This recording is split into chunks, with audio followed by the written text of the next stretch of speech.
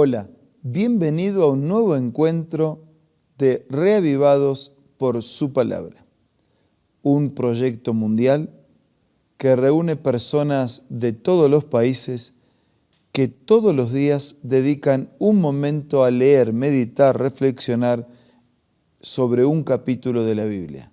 En forma sistemática, hemos comenzado en Génesis 1 y por la gracia de Dios queremos llegar a Apocalipsis capítulo 22. En el día de hoy nos abocamos a Josué capítulo 2. Antes, pidamos su bendición. Querido Dios, pedimos tu bendición al estudiar tu palabra. Lo hacemos con necesidad y gratitud en el nombre de Jesús. Amén. El libro de Josué fue escrito por Josué. En realidad no siempre se llamó Josué, se llamaba Oseas. Pero un día Moisés le cambió de nombre y Josué significa ese nombre en el hebreo, el Señor salva. Él se llamaba Oseas, salvación, pero desde que se le cambió el nombre se llamó el Señor salva. El Señor da la victoria. Y en ese nombre se anticipa el nombre de Jesús, porque Jesús también significa el Salvador. Ahora vamos a leer entonces el segundo capítulo que Josué escribió. Este capítulo nos cuenta una historia un poco extraña, pero que muestra el amor y el poder de Dios que se interesa en todos, incluso hasta el último de la fila. Dice que Josué, hijo de Nun, envió secretamente a 2 espías con la siguiente orden: vayan a explorar la tierra, especialmente Jericó. Y cuando los espías llegaron a Jericó, terminaron hospedándose en la casa de una prostituta llamada Rahab. Cuando el rey de Jericó se enteró que los 2 espías estaban en esa casa, le envió el siguiente mensaje: echa fuera a los hombres que han entrado en tu casa, porque vinieron a espiar nuestro país. La mujer dijo: sí, es cierto que unos hombres vinieron, pero no sé bien quiénes son ni a dónde van. Esta mujer, cuya conducta desde lo moral era reprochable, tuvo simpatía por estas personas y las protegió, aún sabiendo que su vida estaba en peligro. Ella permitió que se escondieran. Después de unos días ellos marcharon y llevaron el informe de su trabajo. En el versículo 8 encontramos una petición que ella le hace a estos espías. Yo sé que el Señor les ha dado esta tierra y por eso tenemos miedo. Todos los habitantes de este país están con miedo delante de ustedes. Tenemos noticias de que así como el Señor secó las aguas del Mar Rojo para que ustedes pasaran después que salieron de Egipto, también hemos escuchado cómo destruyeron reyes y naciones enemigas. Por eso estamos con miedo. Yo sé que el Señor y Dios es Dios de dioses, tanto en el cielo como en la tierra. Esta mujer en su paganismo, esta mujer sin tener raíces religiosas, sin conocer mucho de Dios, había escuchado hablar de Dios.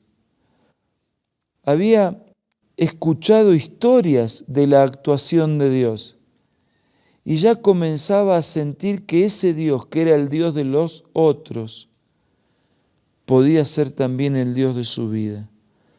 Yo sé que el Señor y Dios es Dios de dioses, tanto en el cielo como en la tierra.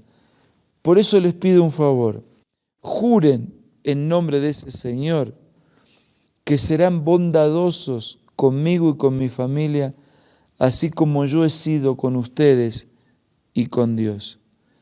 Quiero que me den una garantía, una señal, que perdonará la vida de mis padres, de mis hermanos y de todos los que viven con ellos. Juren que me salvarán de la muerte.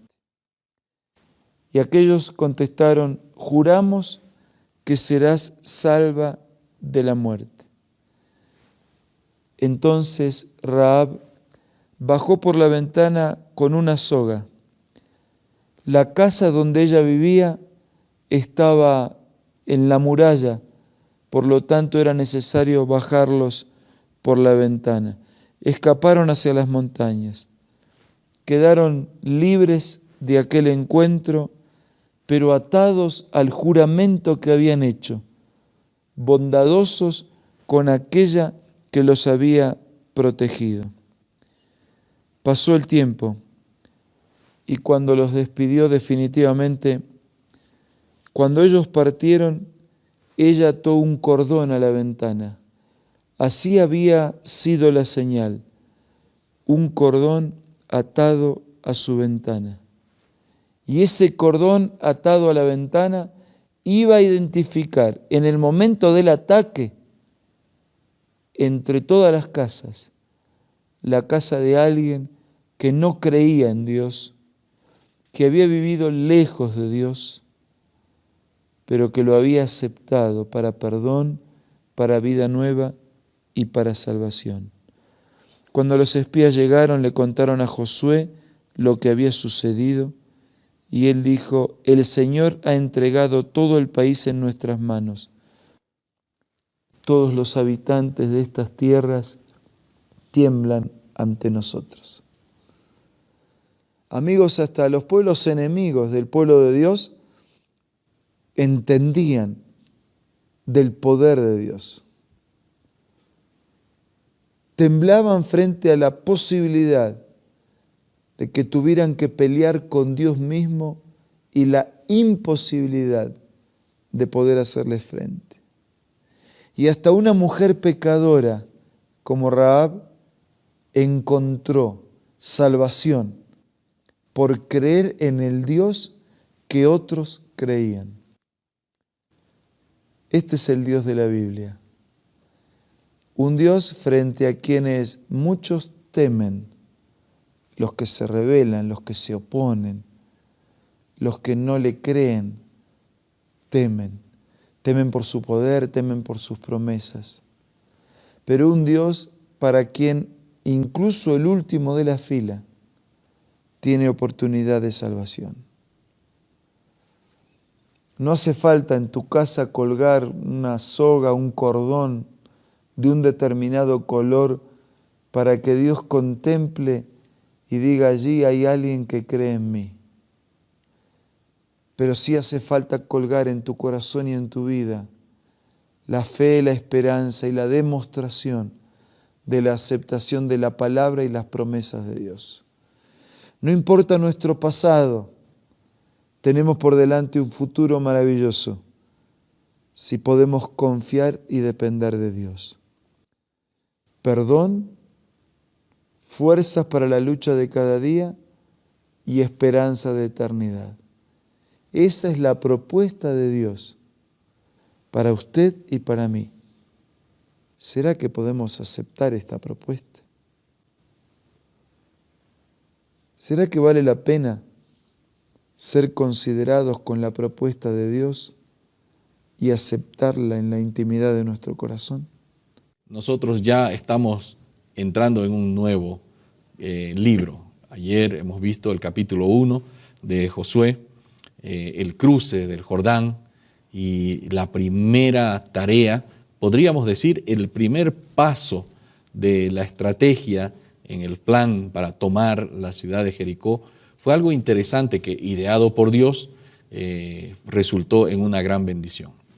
¿Cómo nos explica la inspiración esta primera etapa, este primer paso en la estrategia para conseguir la victoria? Voy a leer los comentarios de Patriarcas y Profetas, donde Elena de White dice lo siguiente. A pocas millas más allá del río, exactamente frente al sitio donde los israelitas estaban acampados, se hallaba la grande y muy fortificada ciudad de Jericó.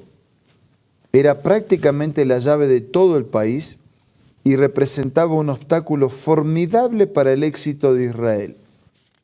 Josué envió por lo tanto a 2 jóvenes como espías para que visitaran la ciudad y para que averiguaran algo acerca de su población, sus recursos, la solidez de sus fortificaciones, las habitaciones de la ciudad. Aterrorizados y suspicaces, se mantenían en constante alerta y los mensajeros corrieron gran peligro. O sea, el primer paso fue trazar una estrategia, una envía de espías para ver, ¿no?, cómo era la ciudad, cómo era la gente, cómo era el lugar donde debían conquistar. Interesante, pastor, que los habitantes de la ciudad ya estaban apercibidos de que había un grupo de gente, un pueblo que estaba ahí en las orillas, y sabían que Dios había dado la orden de que ellos tomaran todo el territorio. Estaban bastante susceptibles y bueno, estaban alertas por si acaso alguna cosa sucedía, y entonces no es que fueron sin peligro, no es que fueron simplemente a una excursión, ¿no?, de paseo. Ellos estaban corriendo gran peligro y a pesar de ello cumplieron a cabalidad su tarea, ¿no?, la tarea encomendada por el comandante. Sí, y hay una estrategia que se repite, pero por otro lado yo siempre digo que toda hoja de papel, por fina que sea, siempre tiene 2 caras, ¿no? Claro.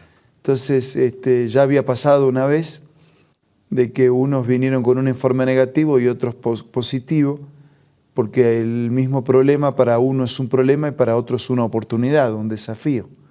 Entonces también tiene que ver con la manera, con los ojos con que miramos.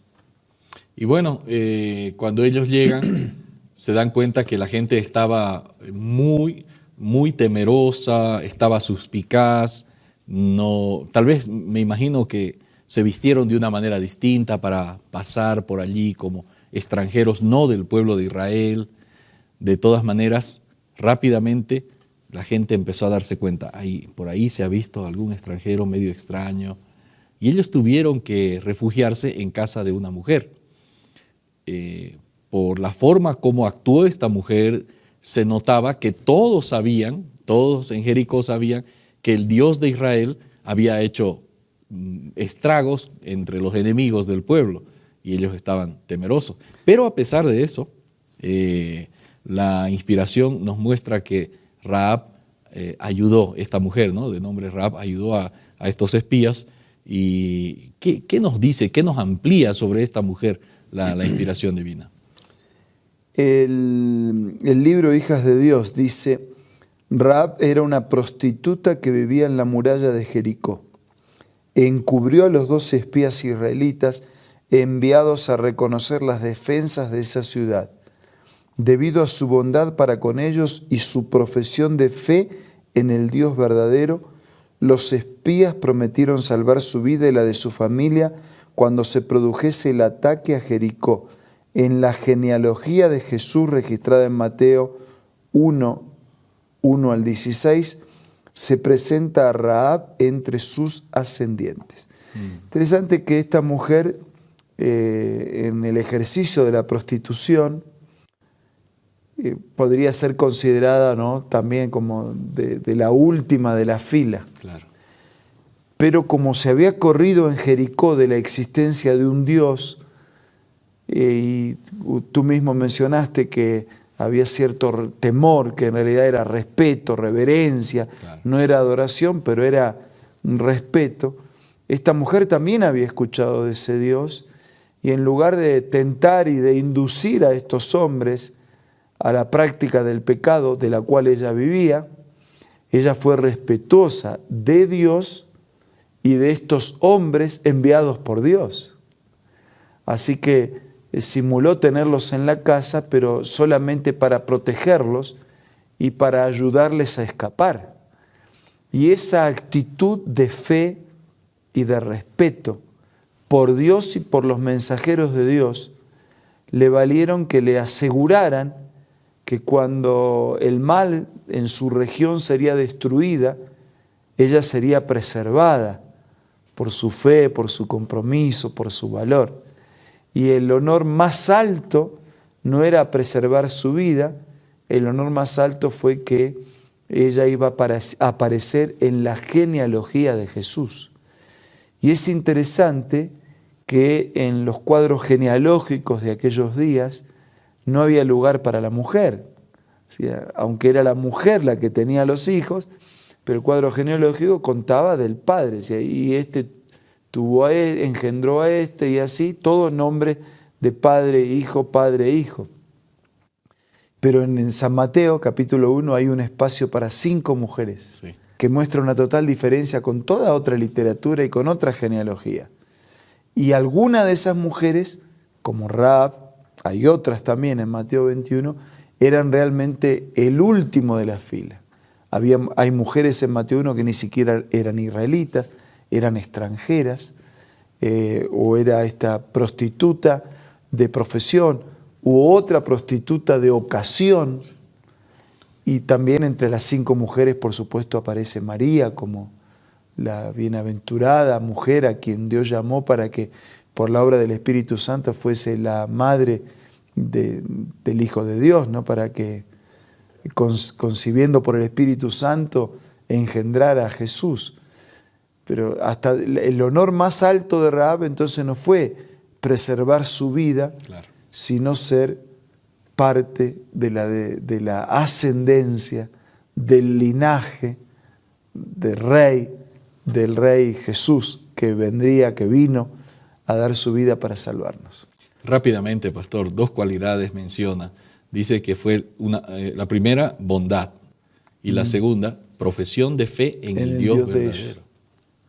Y otra vez aparece el papel de la persona que respeta los principios de Dios, ¿no? Claro. Es para que otros vean el testimonio y respeten también. Eso es lo que pasó, porque esta mujer no fue encarada por estos hombres para la práctica del pecado. Claro. Entonces ella sabía que Israel tenía un Dios y los vio a esos hombres respetuosos del plan de Dios, y eso le generó fe y confianza en ese Dios. Qué bueno, ese respeto genera también buenas decisiones, ¿no? Y Rahab tomó una buena decisión, decidió ponerse de parte del que sabía que era el Dios verdadero. Podría haber intentado el negocio de un momento con esos hombres, ¿no? Claro. Pero en realidad hizo el negocio de una vida para siempre. Qué bueno, el negocio de la vida, más allá de esta vida terrenal. Hay una vida futura que es la vida eterna. Nosotros tenemos que tomar decisiones al igual que Rahab. Solo quería recordar que a la familia de Dios no se entra por nuestros méritos, sino por la gracia del Señor. Que la historia de Rahab, eso es lo que nos muestra. Solo quería recordar que todos tienen una invitación a ser parte de la familia de Dios. Ahora vamos a orar. Señor, gracias porque no es por nuestros méritos, sino por tu bondad y por tu gracia, por Jesús, por la obra del Espíritu, que tenemos acceso a ser parte a la familia del cielo. Te ruego que nos bendigas a todos y nos ayudes a apropiarnos de esta gracia y a vivir en consecuencia. Lo pedimos, lo agradecemos en el nombre de Jesús. Amén.